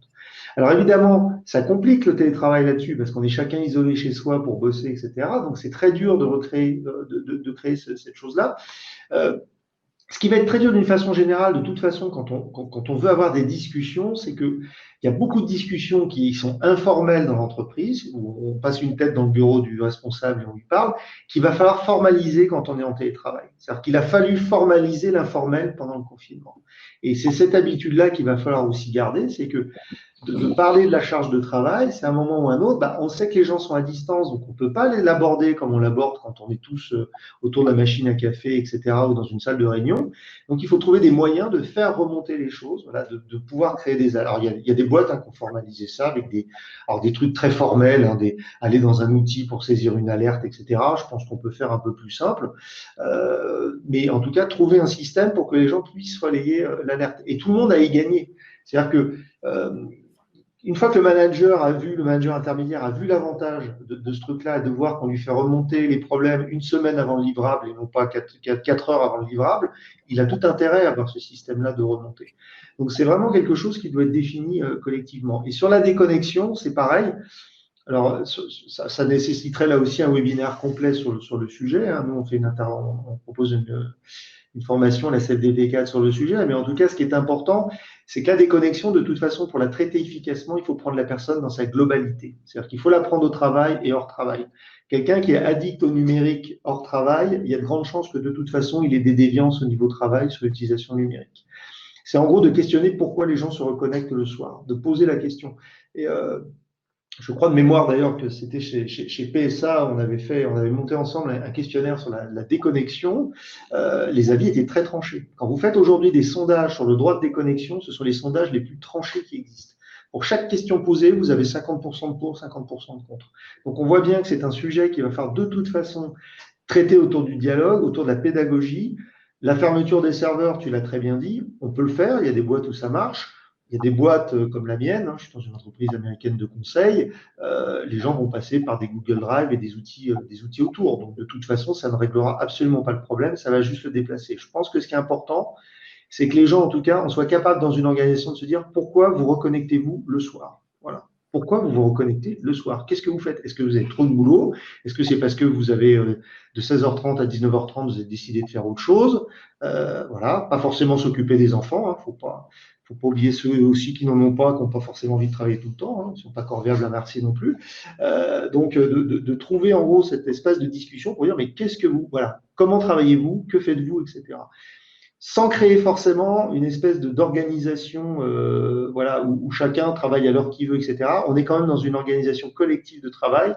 La CFDT est là pour le rappeler, hein, on travaille dans un collectif, on ne peut pas non plus faire tout et n'importe quoi, mais en tout cas, à minima, comprendre ce que font les gens. Voilà. Je ne sais pas si j'ai répondu.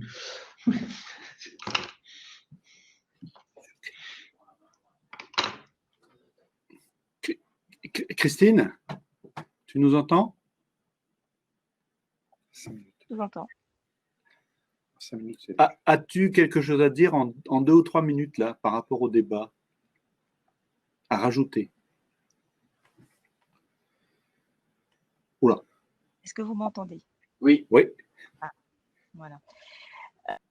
Oui, enfin, je lisais les différents commentaires et questions dans le groupe chat participant. Pour répondre à une question qui a été posée, de savoir si dans le cadre de télétravail, la direction a mis en place le Flex Office, la réponse est oui. Et d'ailleurs, ça va être largement généralisé. Ça a fait l'objet de la discussion du groupe de travail de cet après-midi à laquelle j'ai participé, avec une présentation en virtuel, et on voit bien que tout est fait évidemment pour que le salarié il puisse. Alors, il y aura des espaces, ce qu'ils appellent collaboratifs, et puis des espaces où individuels également. La difficulté qu'on a, c'est, enfin, d'ailleurs, on a posé la question, c'est comment allez-vous faire sur le capacitaire si la question de la réversibilité se pose. Comment allez-vous faire pour adapter le nombre de places nécessaires, hein, et donc avoir des bonnes conditions de travail pour les salariés qui souhaitent revenir. Et là-dessus, on a un bon nombre de questions qui sont restées à ce jour sans réponse. On sent bien que la direction, elle sait pas trop non plus où elle va, elle tâtonne, mais en tout cas, enfin, ce qui est sûr, c'est que on est là, on fait des propositions, mais elle prend ce qu'elle veut prendre et puis le reste, voilà, enfin, elle fait de son petit bonhomme de chemin de son côté. Et j'avais oublié d'indiquer aussi que les flex office, évidemment, sont là aussi, enfin, c'est un moyen pour la direction, évidemment, de réduire fortement son empreinte immobilière, et c'est bien la première motivation de notre entreprise PSA, sous couvert du Covid, puisque elle nous dit que c'est parce que s'il y a le Covid qu'elle commence à mettre en place cela, alors qu'en réalité, on sait très bien que dans le plan stratégique de l'entreprise, ça fait déjà depuis quelques années qu'on sait que la direction a clairement annoncé la cible de réduire de 14% son empreinte immobilière. Donc, enfin voilà, encore une fois, c'est utiliser le Covid à bon dos pour arriver à ses fins.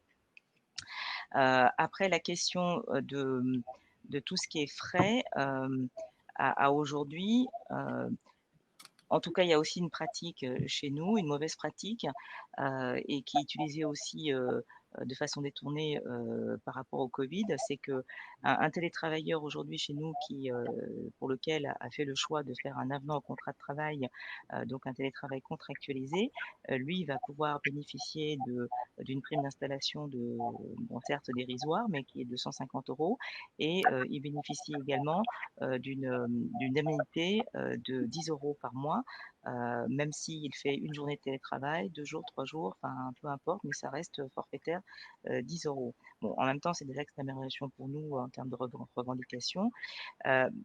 Mais encore une fois, si on prend la période de confinement et après la période de déconfinement, quasiment la plupart de nos salariés sont encore restés en télétravail.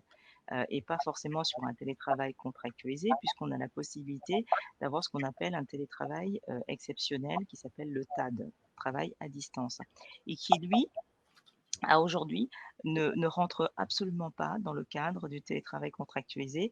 Donc là encore, l'entreprise fait des économies, des plans d'économies sur le dos des salariés jusqu'à encore maintenant, et elle fait traîner quelque part ce groupe de travail. Nous, dès le départ, on a dit il faut qu'on aborde la question de l'expérimentation, il faut qu'on aborde la question du coût pour les salariés, il faut qu'on aborde la question des conditions d'installation pour les salariés, et à chaque fois, elle retarde, elle repousse le tas de sable pour gagner en délai, et au bout du bout, et que faire de l'économie encore pendant ce temps-là. On a des témoignages de salariés qui nous disent aussi, moi j'ai besoin d'imprimer de par mon activité, et ben donc les impressions c'est à la charge du salarié, donc c'est quand même assez coûteux, en complément de tout ce qu'il peut y avoir comme charge internet et autres. Bon voilà, on sent bien que ces sujets-là ne viennent pas tout de suite, et que de toute façon, c'est des sujets qui sont uniquement portés par la direction, et que c'est elle qui gère ses priorités directement avant toute chose. D'accord. Je te remercie, Christine, pour ces précisions. Et je voulais remercier l'ensemble des intervenants qu'on a eus jusqu'à présent, et pour répondre à toutes les questions. Et maintenant, je vais passer la parole à Johnny, qui va nous faire une présentation de l'enquête fédérale qualité du travail. Ouais. Ok, merci. Par contre, j'ai plus rien à l'écran, moi. Bon, c'est pas très grave, hein, mais bon, je sais pas, moi, ça semble avoir coupé. C'est pas très grave. En tous les cas, ce que je veux, peut-être quelque chose que je voulais rajouter. On voit bien que, enfin, en tous les cas, pour arriver à rentrer dans des discussions qui soient et des négociations qui soient vraiment de qualité et dans le sens de ce qu'on prône, on voit bien qu'il suffit pas d'avoir des pratiques syndicales qui soient participatives et dans lesquelles on implique les salariés, etc.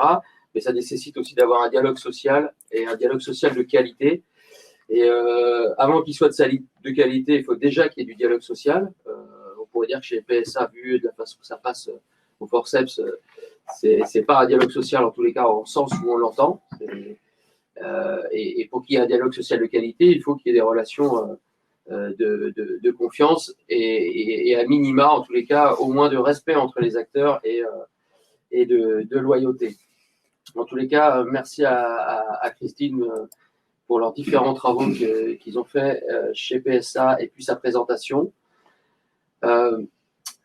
À la fédération, on a travaillé sur une enquête sur la qualité du travail. C'est une enquête qu'on se sert dans notre démarche fédérale sur la QVT DQT. Donc, notre démarche fédérale QVT, c'est démarche qualité de vie au travail, dialogue sur la qualité du travail.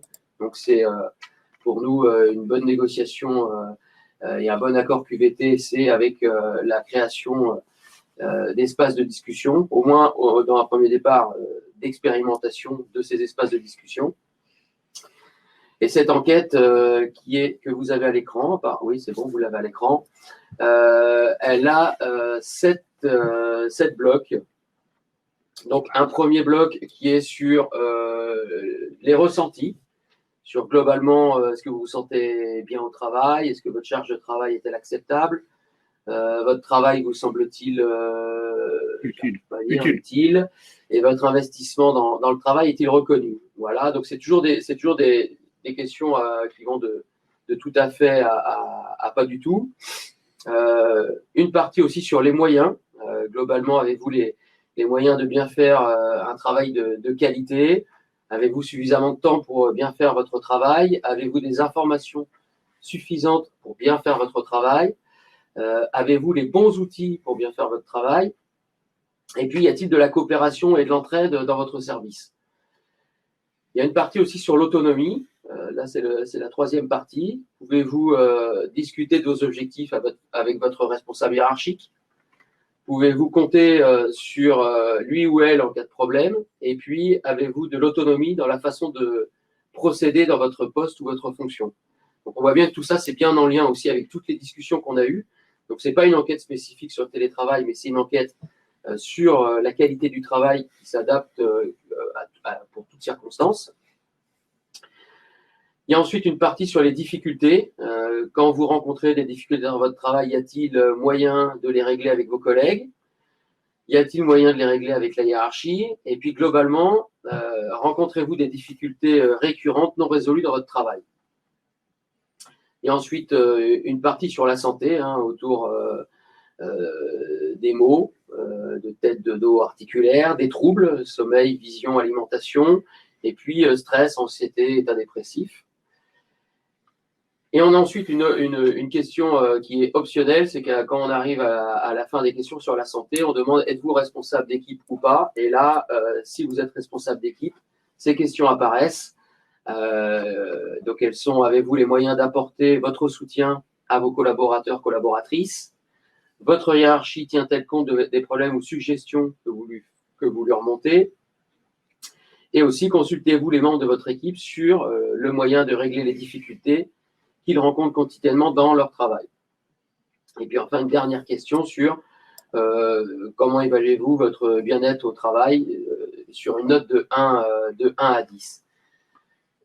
Si tu peux revenir en arrière, Pascal, peut-être même sur l'autre d'avant.